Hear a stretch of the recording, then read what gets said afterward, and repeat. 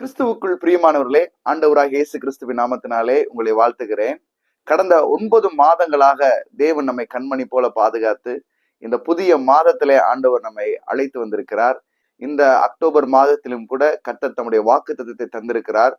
ஏசாயா 51 அதிகாரம் 2 வசனத்தில், உங்கள் தகப்பனாகிய ஆபிரகாமையும் உங்களை பெற்ற சாராளையும் நோக்கி பாருங்கள், அவன் ஒருவனாயிருக்கையில் நான் அவனை அழைத்து அவனை ஆசீர்வதித்து அவனை பெருக பண்ணினேன்.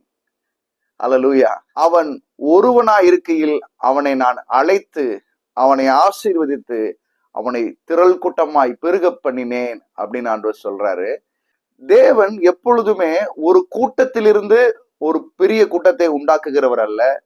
ஒரு தனி மனிதனின் மூலமாக அவர் திரள் கூட்டத்தை உண்டாக்குகிற தேவனாயிருக்கிறார்.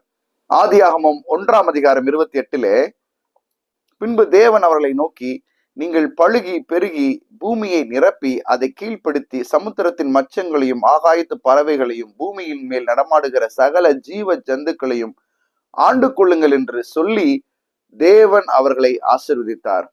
2 பேரை வச்சுதான். இங்கேயும் ஆண்டவர் 2 பேரை தான் சொல்றாரு, ஆபிரகாம், சாராள். அங்கேயும் தேவன் 2 பேரை தான் பார்த்து இந்த ஆசீர்வாதத்தை சொல்றாரு. நீங்கள் பழுகி பெருகி பூமியை நிரப்பி அப்படின்றாரு.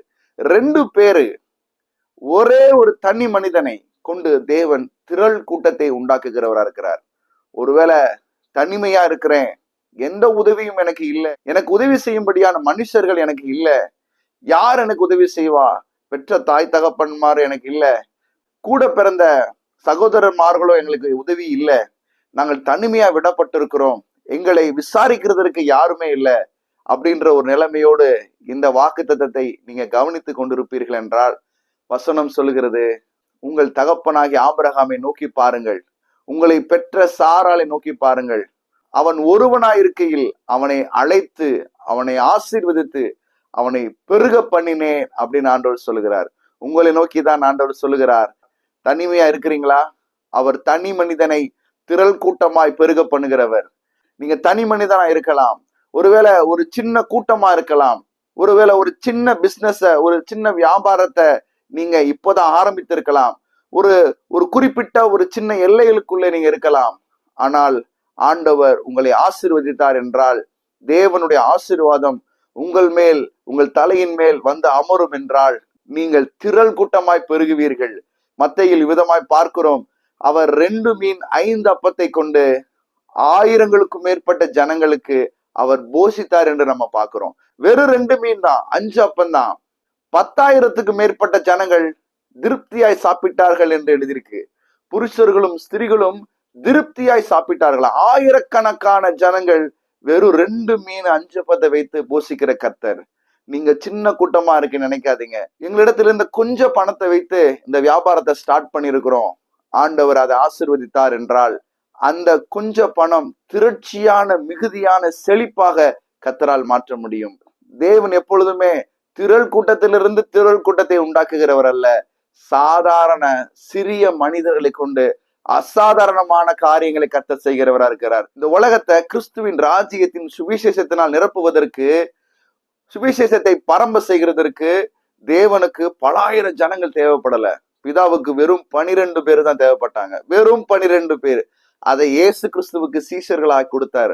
அந்த சீஷர்கள் மூலமாய் கர்த்தர் இந்த உலகம் முழுவதும் ராஜ்யத்தின் சுவிசேஷத்தை உலகம் முழுவதும் பூமி எங்கும் பரம்ப செய்தார். கர்த்தர் இந்த நாளிலே உங்களை பார்த்து சொல்கிறார், இந்த மாதத்தில் இருந்து கர்த்தர் உங்கள் வாழ்க்கையிலே திரட்சியை கட்டளையிட போகிறார், செழிப்பை கட்டளையிட போகிறார். அவர் தனி மனிதனை திரள் கூட்டமாக, மாபெரும் கூட்டமாக பெருக பண்ணுகிற தேவனா இருக்கிறார். அல்லேலூயா. உங்க வாழ்க்கையிலும் ஒரு பெரிய திரட்சியை கர்த்தர் உண்டாக்க வல்லமையுள்ளவரா இருக்கிறார். இந்த மாதத்திலிருந்து ஆண்டவர் அதை செய்கிறார். இந்த வருடம் முழுவதும் என் வாழ்க்கையில நான் பார்த்திருக்கிறேன். இந்த வருடத்தில் ஆரம்பத்தில் ஆண்டவர் சொன்னாரு, உன் எல்லையை நான் விஸ்தாரமாக்குவேன்னு சொன்னாரு. ஒவ்வொரு மாதத்திலும் நான் பார்த்தேன் என்றால் என் வாழ்க்கையில அடுத்தடுத்த புதிய எல்லைகளுக்குள்ளாக கர்த்தர் கொண்டு சென்று கொண்டே இருக்கிறார்.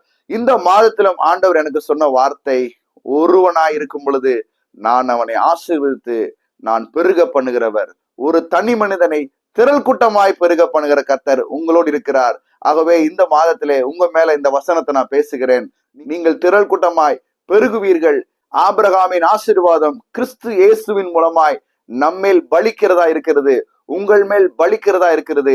நீங்கள் நிச்சயமாய் பெருகுவீர்கள். கர்த்தர் நாமம் மகிமைப்படுவதாக. இயேசு கிறிஸ்துவின் நாமத்தில் ஆமென்.